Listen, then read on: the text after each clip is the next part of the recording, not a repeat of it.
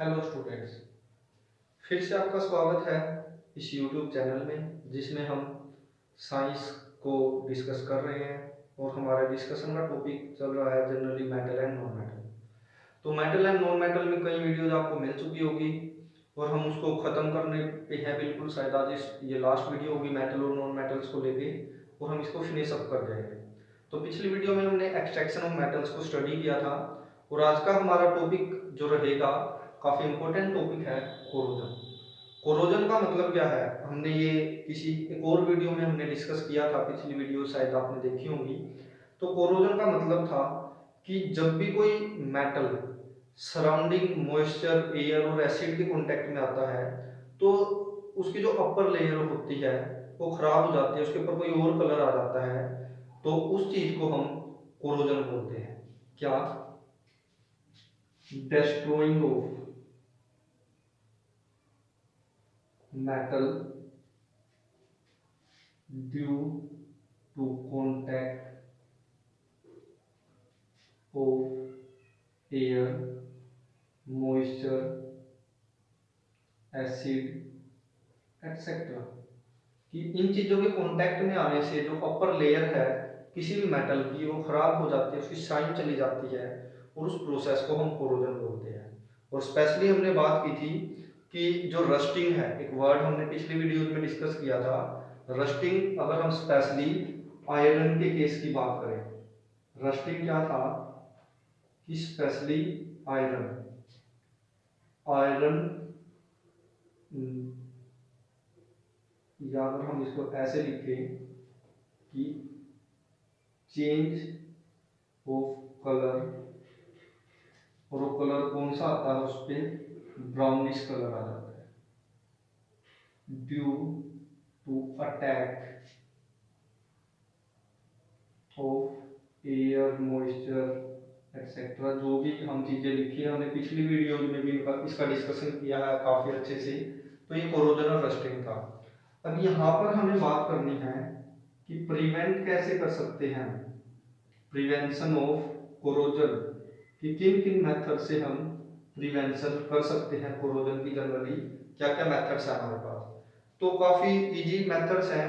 जैसे पिछले वीडियो में, किसी एक वीडियो में हमने पेंटिंग की बात की थी, भी क्वेश्चन भी था कि why do we apply paint on iron articles, या फिर ऑयलिंग कि हम उसके सरफेस के ऊपर, मेटल्स के सरफेस के ऊपर ऑयल यूज करके कर सकते हैं, या फिर ग्रीसिंग या गैल्वेनाइजिंग। ये अलग अलग मेथड्स हैं हमारे पास जिनके थ्रू हम, या क्रोम प्लेटिंग,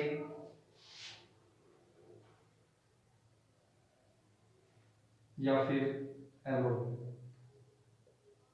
और भी एक्सेट्रा कई सारे मेथड्स होते हैं कि हम किसी भी मेटल को कोरोजन होने से बचा सकते हैं। यहाँ पर जनरली हमें दो चीजों के बारे में खास ध्यान रखना है। वो दो चीजें हैं, गैल्वेनाइजिंग और एलॉइंग। इनकी बात अलग से कर देते हैं हम। गैल्वेनाइजेशन, गैल्वेनाइजेशन क्या होता है कि जब भी हम आयरन को या स्टील को प्रोटेक्ट करने की कोशिश करते हैं, और वो प्रोटेक्ट कैसे करते हैं, जिंक की एक थिन लेयर, एक कोट हम जिंक का उसके ऊपर चढ़ा देते हैं, जिससे हम उसको कोरोड होने से, रस्ट होने से बचाते हैं, उसको हम गैल्वेनाइजेशन बोलते हैं। क्या? प्रोटेक्शन ऑफ आयरन और स्टील, आयरन को या स्टील को, by coating a thin layer of zinc. ये क्या है हमारे पास? गैल्वेनाइजेशन का मतलब क्या है कि आयरन या इसके ऊपर, आयरन या स्टील के ऊपर हम कोट, एक कवर कर देते हैं जिंक की लेयर को, और उससे हम उसको कोरोड होने से, रस्ट होने से बचाते हैं। उसको हम क्या बोलते हैं? हम बोलते हैं गैल्वेनाइजेशन। फिर से नेक्स्ट आता है एक बड़ा ही इंपॉर्टेंट टॉपिक मैक्सिमम एग्जाम्स के लिए, एलॉइंग। एलॉइंग क्या है कि मिक्सचर ऑफ टू मेटल्स और metal and non metal, two और मोर, टू और मोर, ये वर्ड याद रखना, टू और मोर मेटल्स और मेटल एंड नॉन मेटल्स। इसको हम, इस प्रोसेस को हम एलोइंग बोलते हैं, और जो हमें कंपाउंड मिलता है उसको हम एलॉय बोलते हैं। क्या? एलोइंग। या एलॉय तो मिक्सचर है दो या दो से ज्यादा मेटल्स का, या फिर किसी मेटल का किसी नॉन मेटल के साथ, और इस प्रोसेस को, इस मिक्सिंग को जो डेफिनेट फिक्स प्रोपोर्शन में करते हैं, हम डेफिनेट रेशो में मिक्स करते हैं, इस पूरे प्रोसेस को हम एलोइंग बोलते हैं। और काफी सारे एलॉयज हैं जिनको हम ज्यादा यूज करते हैं, जो प्योर मेटल से भी ज्यादा यूज होते हैं। जैसे अगर हम प्योर आयरन की बात करें, हम कभी उसको प्योर फॉर्म में यूज ही नहीं करते, क्योंकि वो इतना ज्यादा हार्ड नहीं होता। कहीं ना कहीं हम उसमें 0.05% के आसपास हम कार्बन मिक्स करते हैं, तब जाके वो हार्ड होता है और वो फिट फॉर यूज बैठता है। तो आयरन में भी हमें क्या करना पड़ता है, 0.05% के नियर अबाउट कार्बन मिक्स करना पड़ता है उसको हार्ड करने के लिए। उसके बाद फिर अगर एक एलॉय की मैं बात करूं, स्टेनलेस स्टील, ये भी कहीं ना कहीं स्टील, ये भी एक एलॉय है जो काफी ज्यादा यूज होता है। तो ये किस किस का एलॉय है? हम आयरन के अंदर Fe, मैं उसका सिंबल लिख रहा हूं, आयरन का सिंबल Fe होता है, उसके अंदर हम निकल प्लस क्रोमियम, ये क्या है? ये स्टेनलेस स्टील है। तो ये एलॉय है आयरन का, जिसके अंदर हम निकल और क्रोमियम को मिक्स करते हैं। उसके बाद अगर एक दो और मैं एलॉयज की बात करूं, तो सबसे पहले अगर मैं एलॉय की बात करूं, जैसे ब्रास, ब्रास भी एक हमारा एलॉय है, जिसके अंदर हम, हमारे पास कॉपर और जिंक, ये किस किस का मिक्सचर है, किस किस का एलॉय है? कॉपर और जिंक का, Cu प्लस Zn। और अगर प्लस की उससे कोई आपको डाउट रह जाए आपके मन में, तो आप कोमा यूज कर सकते हो यहाँ पे, इससे कुछ फर्क नहीं पड़ेगा। तो ब्रास किसका एलॉय है? कॉपर एंड जिंक का। उसके बाद जो हमारे पास ब्रोंज है, वो कॉपर और टिन का। बड़े इंपॉर्टेंट एलॉयज हैं ये, जो मैक्सिमम एग्जाम्स में, कॉम्पिटिटिव एग्जाम्स में भी और बोर्ड एग्जाम्स में भी पूछे जाते हैं हमारे पास। तो ये किसका एलॉय था? कॉपर और टिन। टिन का सिंबल होता है Sn। ये सिंबल्स हम इसके 5th चैप्टर में डिस्कस भी करेंगे, काफी सारे एलिमेंट्स को मैं याद भी करवाने की ट्रिक्स भी बताऊंगा, शॉर्ट ट्रिक्स भी, जो आपको याद रखनी है। और एक याद रखना, एक और एलॉय है हमारे पास, सोल्डर। सोल्डर किस किस का एलॉय है? ये लेड का और टिन का, लेड और टिन। टिन का सिंबल भी बोल दिया है मैंने, लेड का सिंबल होता है हमारे पास Pb। तो ये कुछ 3-4 मैंने एलॉय लिखे हैं जो काफी इंपॉर्टेंट भी है, और इंपॉर्टेंट इन द सेंस काफी बार एग्जाम्स में पूछे जाते हैं। Stainless steel, brass, bronze, solder, ये काफी इंपॉर्टेंट रहते हैं अपने आप।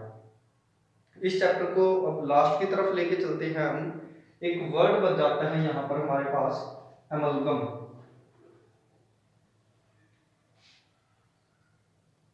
एमलगम, एमलगम क्या है? ये भी एक एलॉय है। एलॉय इन द सेंस क्या चेंज है इसमें बस, अब एलॉय की डेफिनेशन हमने बात की थी, दो या दो से ज्यादा मेटल मिक्स हो, या फिर एक मेटल और नॉन मेटल मिक्स हो। लेकिन एलॉय में, एलॉय क्या है? एमलगम में वो एलॉय है, एलॉय या फिर mixture in which one of the element, one of the metal is replaced by mercury। मतलब क्या है एमलगम में? वो एलॉय या ये वो मिक्सचर है जिसमें किसी एक मेटल की जगह हम मरकरी को यूज करते हैं, उसको हम एमलगम बोलते हैं। यहाँ पर एक क्वेश्चन भी अराइज होता है कि जो प्योर गोल्ड होता है उसको हम ज्वेलरी वगैरह के लिए कभी भी यूज नहीं करते। तो प्योर गोल्ड जो हमारा, जिसको हम 24 कैरेट गोल्ड बोलते हैं, वो कभी भी हमारा ज्वेलरी मेकिंग में यूज नहीं होता। तो क्यों नहीं होता हमारा ज्वेलरी मेकिंग में यूज? अगर उसकी बात मैं करूं तो मैं ऐसे ही डिस्कस करता हूं इस टॉपिक को, इस पॉइंट को, कि जो प्योर गोल्ड है हमारे पास,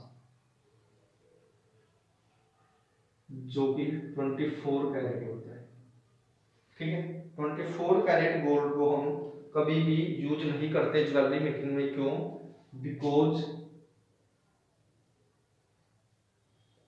इट इज वेरी सॉफ्ट, ये काफी सॉफ्ट होता है एंड बेंड्स वेरी इजीली, और काफी इजीली ये बैंड भी हो जाता है। इसलिए हम इसको प्योर गोल्ड को कभी भी ज्वेलरी में हम यूज नहीं कर पाते हैं। और इसके अंदर हम क्या करते हैं, हम कैसे इसको हार्ड बनाते हैं थोड़ा ज्वेलरी के लिए।